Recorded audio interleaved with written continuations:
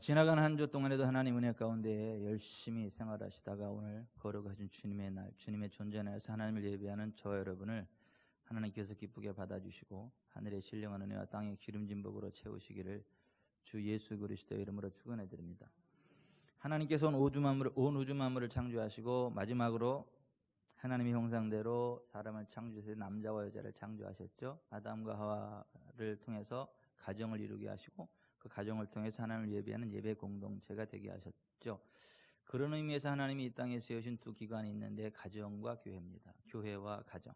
가정이 교회고 교회가 가정이고 또 거듭난 하나님의 백성들이 모여서 함께 하나님을 예배하는 점점 더 커져가는 하나님 백성 공동체 교회를 이루어가게 되는데요. 5월은 특별히 하나님께서 세워주신 가정의 소중함을 다시 한번 일깨우고 하나님이 기뻐하시는 건강한 가정을 세워가기 위한 주제들을 가지고 매주일 하나님 말씀을 나누고 선포하는데요. 지난주에는 어린이 주일로 지켰고 오늘은 어버이 주일로 지키게 됩니다. 성경이 말하는 어버이는 어떤 분이고 또 자녀들이 어버이를 어떻게 대해야 되고 우리가 또 자녀들을 향한 어떤 어버이가 되어야 할 것인가를 하나님 말씀을 통해서 점검해보는 그러한 시간인데요. 예나 지금이나 부모님의 사랑은 변함이 없지만 자식들의 사랑과 효심은 점점 식어져만 가는 안타까운 세상이 아닌가 하는 생각을 해보게 됩니다. 연세 많아 거동이 불편하신 부모님들을 산속에 버리고는 고려장, 이것이 원래 일본 사람들이 하는 못된 습관인데 한국 사람들이 그런 사람들은 잘못된 인식을 심어주기 위해 고려장이다라고 헛된 소문을 일본 사람들이 퍼뜨렸다라는 이야기가 있는데 고려장이고 일본장이고 그걸 떠나서 연세 들어서 거동 못하시는 부모님을 귀찮게 여기고 그래서 산속에 갖다 버리고 오는 종족들은 일본에도 있고 우리나라에도 있지 않는가, 이러한 생각들을 해보게 됩니다. 예전에만 그랬는가, 요즘도 크게 다르지 않다라고 하는 거죠. 요즘은 부모님들이 연세 들고 이제 모시기 귀찮아지면 제주도 여행 가자 그러고 해외여행 모시고 가서 그곳에 버려두고 오는 못된 자식들이 있다라고 하는 것입니다. 거기 버려두면 이제 정신이 희미해져서 집이 어딘지 심지어 자식들 이름까지 잘 기억나지 않는 그러한 상황이 되기 때문에 버리고 오면 이제 집에 찾아올 그러한 일이 없다. 그래서 부모를 그렇게 제주도에 해외에 버리고는 악한 인간들이 점점 많아지는 안타까운 현실을 보게 됩니다. 근데 성경은 불효자는 천국에 갈 수 없다. 불효자는 하나님의 복을 받을 수 없다고 그렇게 말씀하고 있는 걸 기억하시라. 따라서 합시다. 불효자는 천국에 갈 수 없습니다. 불효자는 하나님의 복을 받을 수 없습니다. 부모님이 어떤 분이신가? 어떤 생명보험 회사에서 광고를 냈더니 어떤 카피라이터가 이러한 글을 올렸다 그래요. 14시간을 기다려서야 자식의 울음소리를 들을 수 있었습니다. 당신은 신을 믿지 않았지만 당신도 모르게 기도를 올렸습니다. 37, 자식이 초등학교에 들어가 우등상을 탔습니다. 당신은 액자를 만들어 가장 잘 보이는 곳에 걸어 두었습니다. 아직도 당신의 방에는 누렇게 바랜 액자가 걸려 있습니다.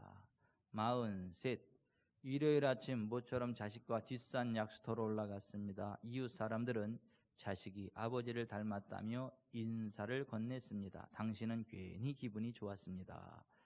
48, 자식이 대학 시험을 보러 갔습니다. 당신은 평소와 다름없이 출근했지만 하루 종일 일이 손에 잡히지 않았습니다. 53, 자식이 첫 월급을 타서 내의를 사왔습니다. 당신은 쓸데없이 돈을 쓴다고 나무랬지만 밤이 늦도록 그 내의를 입어보고 또 입어봤습니다. 61, 딸이 시집을 가는 날이었습니다. 딸은 도둑 같은 사위 얼굴을 쳐다보며 한박 웃음을 피웠습니다. 당신은 나이 들고서 처음으로 눈시울이 붉어졌습니다.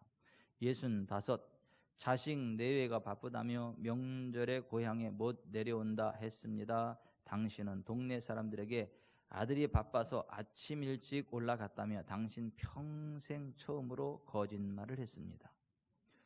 오직 하나 자식 잘되기만을 바라며 살아온 한평생. 하지만 이제는 희끗희끗한 머리로 남으신 당신, 우리는 당신을 아버지라 부릅니다. 이 광고를 보고 수많은 사람들이 목 놓아 울었다고 합니다. 우리 시대의 아버지상을 숨김없이 표현한 글입니다. 그런데 이런 희생으로 자식들을 다 키우신 우리 부모님들의 마음은 어떠하신지를 진지하게 생각해 보셨는지 모르겠습니다. 파주공고 교장이신 이영순 목사님의 글 가운데 고인이 되신 한현서 목사님의 늙은이는 서럽다네 라는 글이 있습니다. 늙으면 설다네, 눈 어두워 그렇지, 돋보기 안경 쓰고 확대경 손에 드나 그래도 안 보여 2번 3번 살핀다네, 늙으면 설다네, 귀먹어 그렇지, 남의 소리 반타작, 묻기 못해 지나고 재빠른 전화소리는 정말 듣기 힘들다네, 늙으면 설다네, 무시당해 그렇지, 수에도 치지 않는 젊은이의 풍조로다, 무언가 저들끼리만 쑥덕쑥덕하느나 늙으면 설다네, 짝 이르니 그렇지, 백년해로 약속 어겨 어느 한쪽 먼저 가니 남은 쪽 외로움이야 일로 무엇하리요, 늙으면 설다네, 병들어 그렇지, 내 몸은 내 몸이나 내 마음대로 못하니 옆에서 돌보지 않으니 꼼짝 못해 답답하지. 여러분, 우리 모두에게도 늙음은 찾아온다는 것을 기억하셔야 됩니다.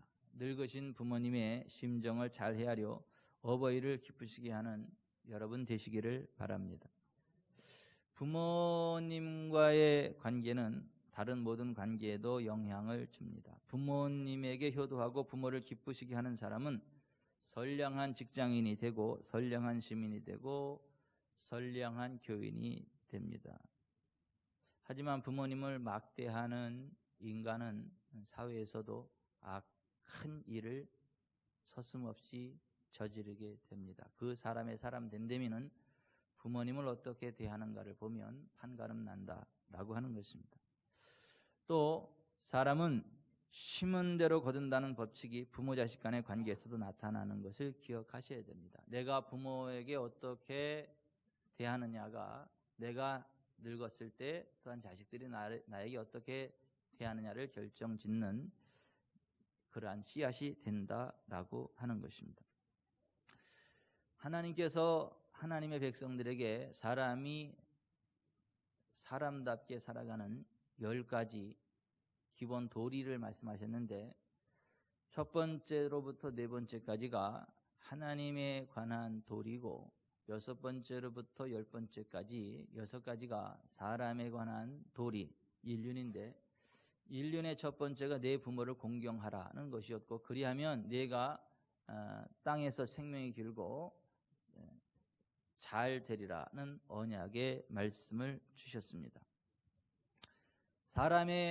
사람됨의 기초는 부모를 공경하는 것이고 그 부모를 공경할 때에 하나님은 그러한 사람을 기뻐하시고 이 땅에서 잘되고 장수하는 복으로 채워주신다는 약속의 말씀을 하신 겁니다. 사도 바울이 에베소 6장 1절에 3절에 보면 자녀들아 너희 부모를 주 안에서 공경하라 하고 나서 내가 잘되고 땅에서 장수하리라는 하나님의 첫 번째 약속이 그것이다 라는 것을 상기시켰죠. 부모를 공경할 줄 모르고 부모를 멸시하는 사람은 결코 복을 받을 수 없다. 디모데전서 5장 8절에 누구든지 자기 친족 특히 자기 가족을 돌보지 아니하면 믿음을 배반한 자요 불신자보다 더 악한 자니라 했습니다. 자기 친족, 자기 가족을 돌보지 아니하면 믿음을 배반한 자요 불신자보다 더 악한 자라고 했는데 친족이 아니라 자기 부모도 돌보지 않는 사람은 얼마나 더 악한 사람이겠는가? 그러한 사람이 천국에 갈 수 있겠는가? 천국에 갈 수 없다. 그래서 불효자는 100% 지옥에 갑니다. 불효자는 하나님의 복을 받을 수 없습니다. 이것이 성경의 선언입니다. 오늘 본문 잠언 23장 25절에 내 부모를 즐겁게 하며 너 낳은 어미를 기쁘게 하라고 말씀하고 있습니다. 어떻게 하면 부모님을 즐겁게 할 수 있겠나? 중심에 원하시는 뜻이 무엇인지를 헤아려 그 뜻을 이루어 드려야 합니다. 일본 어느 대학에 외아들 대학생이 있었는데 효자로 소문이 났었죠.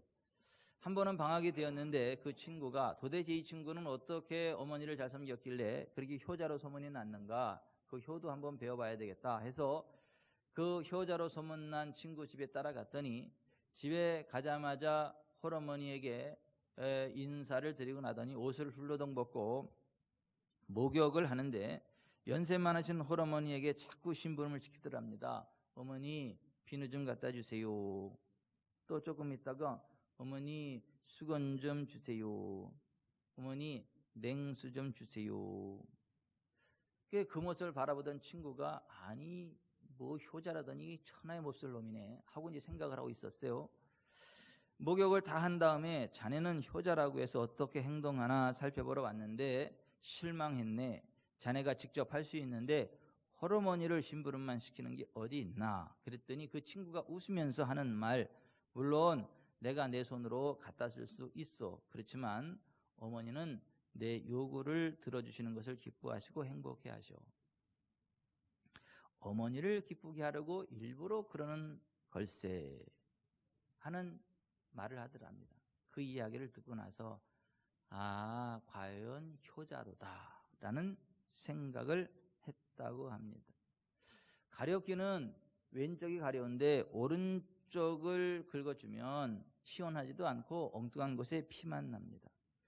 부모의 참뜻을 헤아리지 못하고 자기 나름대로 잘하는 것은 효도가 아니고 부모님이 무엇을 원하는지를 정확히 헤아려서 부모님이 원하는 것을 해드릴 때 부모님이 기뻐하고 그것이 효도라고 하는 것입니다.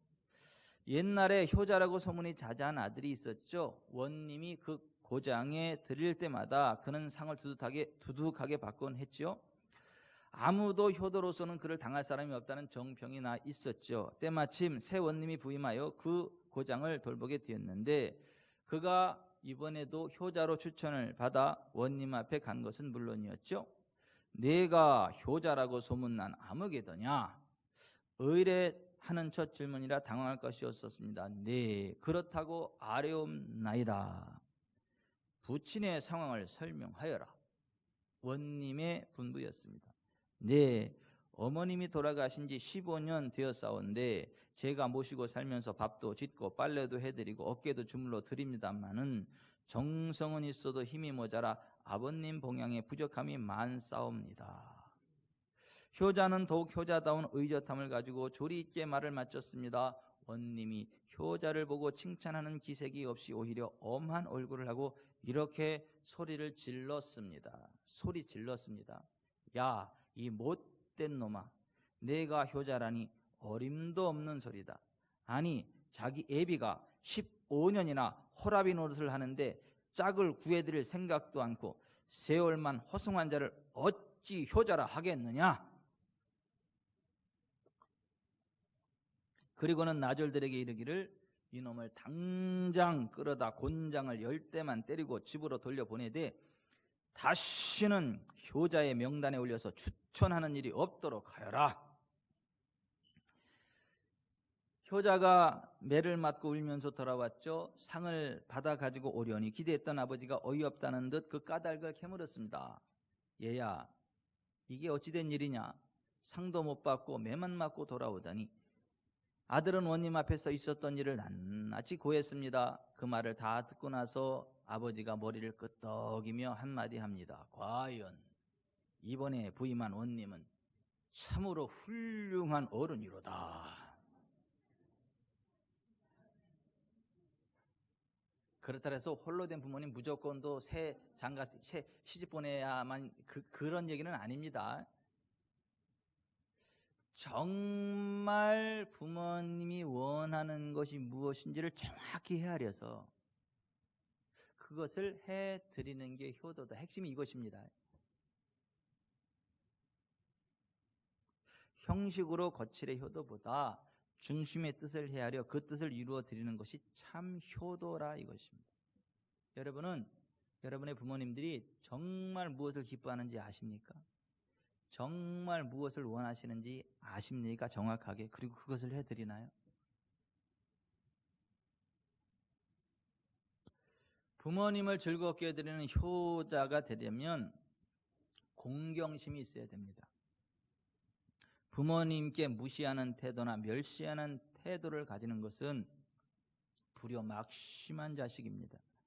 잠언 23장 22절에 너를 낳은 아비에게 청종하고 내 늙은 어미를 경히 여기지 말지니라 했습니다. 아버지의 말을 듣고 따라야 되고 어머니의 말을 경히 여기면 안 된다. 늙은 어미를 경히 여기면 안 된다. 어머니가 연세 드셨다 그래서 말귀도 잘 못 알아듣고 참 답답하다 그래서 가볍게 여기면 안 된다라고 하나님이 말씀하시는 것입니다. 그래도 아버지들은 엄해서 자식들이 함부로 대하지 않는 경향이 많지만 어머니의 사랑은 하해와 같아서 모든 것들 다 받아주고 다독거려주고 다 주니까 어머니를 쉽게 여기는 경향이 많이 있어요. 어느 집이든 그래요. 우리 집도 그래요. 저희 집도 우리 애들이 저는 함부로 못 대합니다. 근데 엄마는 동네 북이요. 너무 가볍게 여겨요. 함부로 대해. 말 함부로 해. 그래서 제가 가끔 화를 내고 버럭 내고 여기서 육두문자 나갑니다. 내 여자한테 그러지 말라고. 똑바로 하라고. 뭐가 효도냐 하면 너를 낳은 아비에게 청종하고 내 늙은 어미를 경히 여기지 말라. 엄마를 가볍게 여기지 말라고 성경이 말씀하고 있습니다. 부모를 즐겁게 해드리려면 어른을 공경하고 경의하는 마음 자세를 가져야 합니다. 에베소 6장 1절부터 3절에 자녀들아 주 안에서 너희 부모에게 순종하라. 이것이 옳으니라. 내 아버지와 어머니를 공경하라. 이것은 약속이 있는 첫 계명이니 이로써 네가 잘되고 땅에서 장수하리라고 했습니다. 나를 낳아주고 키워주신 부모님을 마땅히 공경하는 것이 당연하다. 뿐만 아니라 연세가 많고 경험이 많은 분이니까 공경해야 된다. 나를 낳아주고 길러준 것만으로도 공경해야 되지만 연세가 많고 경험이 많기 때문에 또한 공경해야 된다. 레위기 19장 32절에 너는 센 머리 앞에서 일어서고 노인의 얼굴을 공경하며 내 하나님을 경외하라. 나는 여호와이니라 그랬습니다. 부모님뿐 아니라 나이 많으신 어르신을 공경하라는 말씀입니다. 부모님들은 자식들에게 존경을 받을 때 남에게 존경받는 것보다 더 흐뭇하고 기쁜 마음이 든다고 합니다. 부모님의 장점을 드러내어 존경을 표현하는 것, 이것이 효도입니다. 세상에 완전한 사람은 단 한 사람도 없습니다. 노아는 당대의 의인으로 인정받았고 그와 그의 가족들을 방주에 태워 홍수 심판에서 구원한 의인이고 하나님의 칭찬을 받았던 훌륭한 사람이었지만 포도주에 취해서 하체를 드러내고 망신을 당했습니다. 그때 아버지의 실수 허물을 비판하고 흉보던 함은 저주를 받았지만 뒷걸음질 쳐 들어가 아버지의 실수 허물을 이불로 덮어드린 셈과 야벳은 복을 받았습니다. 믿음의 조상 아브라함도 흠이 없는 사람이 아닙니다. 애굽으로 내려갔을 때 자기 혼자 살려고 자기 아내 팔아먹은 파렴치한 사람이에요. 또 자기의 몸종 하갈을 통해서 하나님이 원치 않는 이스마엘을 낳은 적이 있고 다시 그랄랑 아비멜렉에게 내려갔을 때 자기 살자고 자기 아내를 누이라고 속였던 믿음의 조상 아브라함 그러면 굉장히 훌륭한 사람일 것 같은데 그 아브라함조차도 여러 가지 흠과 티가 많았던 그러한 사람이었습니다. 성군으로 추앙받는 다윗은 어떻습니까? 하나님의 사랑을 그렇게 많이 받고 복을 그렇게 많이 받았지만 부하 장군 우리아의 아내 밧세바가 너무 이쁘다고 그 여자를 데려다가 같이 잠을 자고 그 임신한 사실을 숨기려고 자기의 충신 우리아를 전쟁에 내보내서 죽게 만드는 그러한 파렴치한 일을 저질렀던 사람이 다윗이라는 사람. 이 세상에 완전한 사람은 하나도 없다. 훌륭한 점도 있지만 또 그 나름대로 실수가 있고 허물이 있고 그것이 인생이다. 우리 부모님들 마찬가지입니다. 우리 부모님들도 사람입니다. 부족한 거 있을 수 있고 실수가 있고 허물이 있을 수 있습니다. 그러나 그럼에도 불구하고 그 부모님들의 실수 허물을 들춰내면 함과 같이 저주를 받는다는 것이고, 그 부모님의 실수 허물을 덮어주고 존중하면 셈과 야벳처럼 하나님의 복을 받는다는 것입니다. 무엇이 효도냐 하면 부모님을 공경하는 것이고, 부모님의 실수 허물을 덮어드리는 것이고, 부모님의 장점을 높여드리는 것, 그 부모님을 공경하는 것, 이것이 부모님을 기쁘게 하는 거고 효도라고 하는 것입니다. 저희 장인어른이 굉장히 기뻐하신 일이 있어요. 저희 장인어른의 그 손주들 가운데 한 아이가 학교에서 가장 존경하는 사람을 써라 그랬더니 우리 장인어른을 썼대요. 우리 그 장인어른이, 그 할아버지는 강직하시고 정직하고 그 공평하고 이게 뭐 여러 가지. 그래서 정말 내가 존경할 분은 우리 할아버지다. 외할아버지다. 이렇게 썼대요. 그 이야기를 듣고 그걸 전달해 드렸더니 그렇게 정말 그랬냐고 너무 힘이 되고 기뻐가지고 막 얼쩔쩔 놀라 하시는, 그게 효도죠. 어버이날을 앞두고 저희가 우리 장작구이 저 안녕점에 가서 이제 장인 장모님을 모시고 가서 이제 맛있는 이제 점심을 이제 사드렸죠. 이렇게 사드리고 이제 같이 맛있게 이제 먹고, 왜 사실은 더 고풍스럽고 고급진 데를 모시고 가고 싶었는데 오리고기를 드시고 싶다 그래가지고 그냥 그 정도로 모셨어요. 사실은 우리가 아주 정말 고급스러운 데를 모시고 싶었는데, 이게 뭐가 효도예요? 드시고 싶다고 하는 걸 사드리는 게 효도지, 우리 분위기 내려고 비싼 데 데려가는 게 효도가 아닙니다.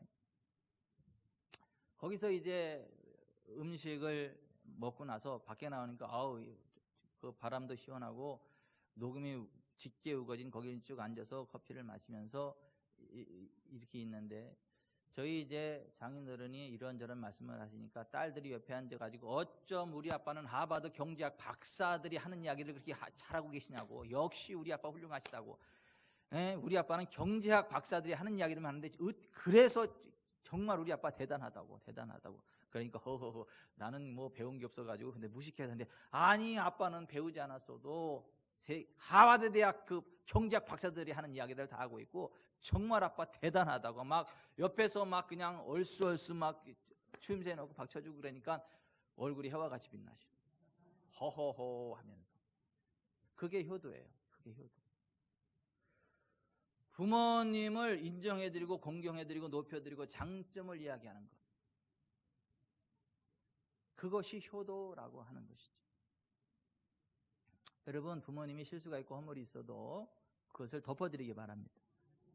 그리고 장점을 높여드리기 바랍니다. 좋은 것들을 높여드리고 공경을 표해드리기 바랍니다.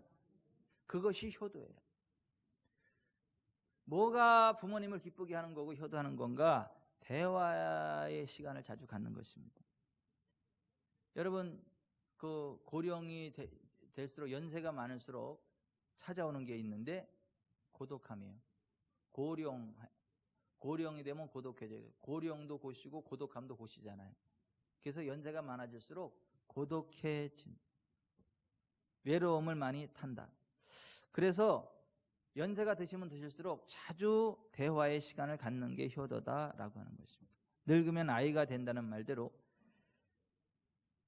자식들이 장관이 되고 사장이 되고 목사가 되고 국회의원이 되고 대통령이 돼도 부모님한테는 어린아이가 되어야 하는 것입니다. 부모님 앞에서 어른 행세하려고 하는 것은 아주 잘못된 태도고 못된 태도다. 저는 장인 장모님 앞에만 가면 한없이 망가집니다. 제가 네 그래요, 예, 아유 아버님 어머님 아유 예 그러셨네요, 예 하고 제가 아주 망가집니다. 그대로 그냥 완전히 그 촌부처럼 제가 이렇게 그렇습니다. 네 아버님. 부모님 앞에서는 애가 되는 게 그게 효도고 그게 맞지, 부모님 앞에서 어른 행세라고 하는 것은 그건 아주 못된 것이다. 그건 아주 불효자식이나 하는 짓이다 라고 하는 것입니다. 그리고 했던 얘기 또 하고 했던 얘기 또 해도요, 계속해서 들어주면서 예, 아유 그러셨네요. 강원도 얘기 또 나와도 예, 그러셨네요. 태백 얘기 또 그러셨네요. 쌀가게 얘기 또 나와도 아우 그러셨구나. 아우 그랬네. 역시 아버님. 예. 아유 이게 효도예요. 이게 효도. 여러분 우리가 어렸을 때에 하나의 주제를 가지고 수백 번을 물어봐도 계속 그걸 가르쳐줘서 우리가 있는 거예요. 근데 자식들은 똑같은 얘기 두 번, 세 번만 하면 벌써 역정 내면서 왜 그러냐고 이렇게. 그게 불효라고 하는 것이죠. 대화의 시간을 갖고 이야기를 들어주는 것, 이게 효도라는 것이에요. 여러분 보잘것없는 우리 인간과 완벽하신 하나님도 대화하기를 원하십니다. 그 완벽하신 하나님이 우리에게 이렇게 말씀하시죠. 여호와께서 말씀하신다. 오너라 우리 허심탄회하게 이야기해보자. 너희 죄가 주홍 같을지라도 눈과 같이 희게 될 것이며 진홍같이 붉을지라도 양털처럼 될 것이다. 이사야서 1장 18절에 그립니다. 허심탄회하게 대화하자고 우리에게 제안하시는 하나님의 모습을 보게 됩니다. 여러분 부모님이 실수가 있고 허물이 있어도 우리가 부족해도 안 맞는 부분들이 있어도 허심탄회하게 대화하고 싶은 게 부모 마음인 거예요. 그래서 대화의 시간을 갖는 게 부모님을 기쁘게 하는 거고 효도하는 거다라는 거죠. 감사와 칭찬을 아낌없이 해드리는 게 그게 효도라는 것, 부모님을 기쁘게 하는 것이라는 것, 제가 다시 한번 말씀드립니다. 여러분 가능하면 감사를 자주 표현해드리고 칭찬을 자주 해드리시기를 바랍니다. 그때 부모님이 기쁘다라고 하는 것입니다. 잠언 30장 17절에 아비를 조롱하며 어미 순종하기를 싫어하는 자의 눈은 골짜기에 까마귀에게 쪼이고 독수리 새끼에게 먹히리라 그랬습니다. 부모님의 은덕에 감사하며 훌륭한 점을 칭찬하는 여러분들 되시기를 바랍니다. 뭐가 부모님을 기쁘게 하고 효도하는 건가? 물질로 봉양하는 일입니다. 사람은 누구나 나이가 들면 들수록 용돈이 필요해진다고 하죠. 친구들을 만나도 용돈이 없으면 기가 죽습니다. 손자, 손녀 아이들에게 용돈을 주지 않으면 인기가 사라집니다. 친구들을 만날 때 용돈을 지출하면 인기가 올라갑니다. 아이들에게 용돈을 쥐어주면 아이들이 부모님을 가까이 하고 재롱을 부리게 됩니다. 여러분 아이들의 재롱을 보고 그 부모님들이 얼마나 기뻐합니까? 그래서 용돈을 드려야 된다. 그리고 그 애들을 데려갔을 때 우리 애들한테 줄 용돈이 내 주머니에서 나가야지 그거 부모님 주머니에서 나오면 안 된다. 미리 갖다가 드리고 우리가 드린 돈을 가지고 우리 애들한테 올 용돈이 나오게 해야지 부모님들한테 돈 안 갖다 드리고 애들 자꾸 갖다가 들이밀어서 그 없는 돈, 그 쌈짓돈 꺼내가지고 자식들 주고 나면 그나마 쓸 돈도 없고 이러한 못된 자식들이 있어요. 아주 못된 놈들이요. 그런 놈들은. 그러면 안 되고 우리 아이들이 찾아갔을 때 우리 아이들에게 쥐어줄 용돈을 미리 부모님 수중에 넣어드리는 것, 이게 효도예요. 용돈을 드리는 게 이게 효도라고 하는 것입니다. 부모님에게 용돈을 드리는 게 효도다. 마가복음 7장에 보면 사람이 아버지에게나 어머니에게 드려 유익하게 할 것을 순종하지 않는 자는 하나님의 말씀을 폐하며 하나님을 헛되이 경배하는 자들이라고 예수님이 심히 질책하셨죠. 그러니까 부모님에게 용돈을 드리지 않는 사람은 주님께 책망받습니다. 그리고 하나님을 헛되이 경배하는 것이다. 그래서 크든 적든 자기가 할 수 있는 선에서 매월 부모님에게 용돈을 보내드려야 되는 거예요. 매월 빼먹지 않고 찾아가서 직접 베고 드릴 수 있으면 제일 좋아요. 현찰로. 근데 그렇게 바빠서 잊어버리는 상황이 되는 사람은 자동이체를 시켜서 혹시 내가 깜빡하더라도 잊지 않고 돈이 가도록 조치를 해놓는 것이, 그것이 효자라고 하는 것입니다. 그리고 할 수만 있으면 가끔은 음식도 좀 사드리고 좀 좋은데 꽃구경도 시켜드리고, 그게 효도라고 하는 것입니다. 하루라도 젊을 때 구경도 구경이고 좋은 음식도 좋은, 뭐 맛있는 음식도 맛있는 음식이, 나중에 연세 드시면 힘 빠져가지고 고기 사드려도 못 드실 때가 와요. 그리고 아무리 멋진 데 모시고 가도 보는 나만 멋지지 그냥 힘 빠져가지고 다리 귀찮아질 때가 와요. 그러니까 그러기 전에 하루라도 더 힘이 있을 때, 젊을 때 맛있는 거 하나라도 사드리고 구경 한 군데라도 시켜드리는 거, 이게 효도라고 하는 것입니다. 예수님이 말씀하시기를 내 보물이 있는 그곳에 내 마음도 있다고 말씀하셨잖아요. 그러니까 부모님에게 정말 마음이 있다면 부모님에게 용돈을 드리는 게 맞다. 여러분, 어버이날을 앞두고 어버이날 선물에 대해서 인터뷰한 MBN 뉴스를 보다 보니까 어버이날 선물로 가장 인기를 끄는 것이 뭐래요? 용돈이래요. 어버이날 선물로 가장 인기를 끄는 게 뭐냐? 용돈이래. 어떤 어머니하고 인터뷰하는 걸 딱 봤더니 그 어머니가 이런 말씀을 하시더라고요. 돈이 우선 낫지 내 마음대로 쓰니까. 그게 모든 그 부모님들의 마음을 대변하는 거 아니에요? 그러니까 할 수만 있으면 카네이션 꽃과 감사의 편지에 용돈을 넣어드리는 것이 어버이날 최고의 선물이라고 하는 것입니다. 돌아가신 다음에는 후회가 됩니다. 나중에 돌아가시고 나면 해드리고 싶어도 못 해드려요. 그러니까 정말 효도는 뭐냐면 부모님에게 용돈을 쥐어드리는 것, 용돈을 이렇게 규칙적으로 매월 보내드리는 것, 그리고 가끔은 외식도 시켜드리고, 그것이 효도라고 하는 것입니다. 여러분, 부모님에게 용돈을 쥐어드릴 수 있기를 바랍니다. 할 수 없는 거 하라는 얘기가 아니에요. 할 수 있는 선에, 자기가 할 수 있는 선에서 최선을 다해서 그렇게 해드리는 것이 효도라고 하는 것입니다. 아직도 부모님 통장에 자동이체 안 시켜드리는 분은 없죠. 매월 직접 찾아뵙고 인사드리면서 드리기 위해서 자동이체 안 한다. 더 훌륭해, 그분은. 근데 그런 거 말고 찾아뵙지도 않고 자동이체도 안 시키고, 그 사람은 아주 나쁜 사람이에요. 아주 불효자예요.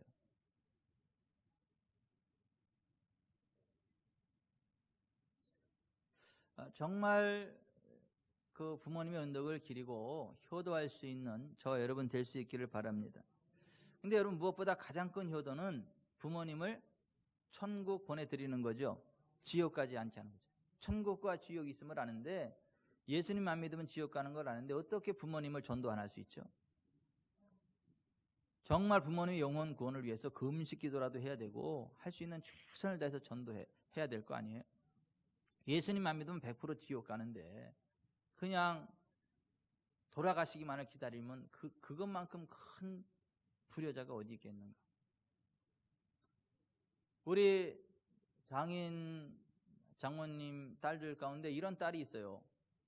전도하려고 맛있는 거 사드린다 그러고 차에 태워드려서 차에 태우고 멀리 이렇게 가면서, 멀리 가. 왜냐하면 그리고 거기다가 간증 테이프를 틀어. 간증 테이프를 틀어요. 그리고 모시고 가. 그러니까 가는 동안은 들어야 되잖아요. 이걸 들어야 믿음이 생기죠. 믿음이 생겨야 구원받죠. 효도 가운데 최고의 효도는 뭐냐면 부모님을 지옥이 아닌 천국에 갈 수 있도록 그 영혼 구원을 하는 것, 예수님 믿게 하는 것, 이것이 최고의 구원인 줄, 최고의 효도인 줄 믿습니다. 그 같은 효도가 있기를 바랍니다. 여러분, 주기철 목사님의 옥중 일기 중 노모님을 생각하고 울며 쓴 글 한 부분을 읽어드림으로 오늘의 말씀을 맺고자 합니다. 내 어머님 나를 낳아 애지중지 키우고 가르치시는 애 태산같이 높습니다.